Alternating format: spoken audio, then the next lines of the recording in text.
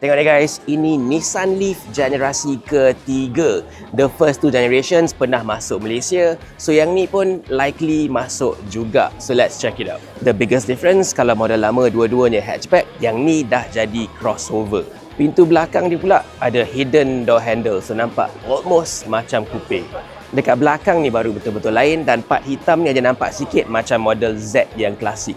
Lampu dia pun special sikit. Tengok dekat-dekat dia ada macam efek hologram sikit. Dan tengok dalam ada 2, luar ada 3. Sebabnya dekat Japan 2-3 pronounce Nissan. Yang peliknya dekat atas ada 2 shark fin antenna. Kenapa? Aku pun tak tahu. Belakang ni pula dia punya kamera untuk digital rear view mirror. Dekat dalam ni pun menarik juga. Dia ada combination of touch and physical controls. Part atas dashboard ni dia ada fabric rasa high quality.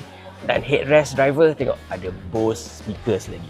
Selain tu nak pilih gear, tekan button dekat bawah ni je. Dan dekat atas pula dia ada sunroof. Dia tak ada sunshade je, tapi tarik part ni dia jadi gelap part by part. Memang cool. Masuk dekat belakang pula, legroom dia bagus tapi lantai tinggi sangat. Dan headroom pun not so good. On the EV front, kereta ni pakai satu elektrik motor dekat depan, front wheel drive. 0 ke 100 bawah 8 saat dan maximum range lebih 600 km WLTP. Soalannya, korang nak tak pilih Nissan Leaf ni over Chinese EVs yang dah ada dekat Malaysia? Tulis kat bawah. Ciao.